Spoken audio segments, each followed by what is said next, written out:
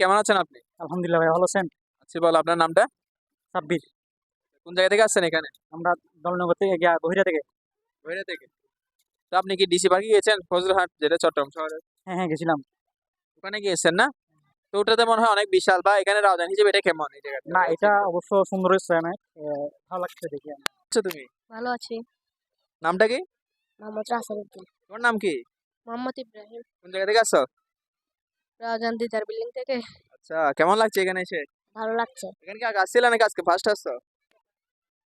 আমরা কিছু প্রশ্ন ধরবো, ঠিক আছে? তিনটা ধরবা, পারলে পুরস্কার পাবা।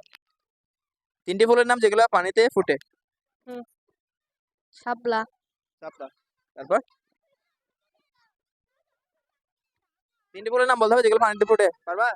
শাপলা। শাপলা ছাড়া কি বলা যাবে?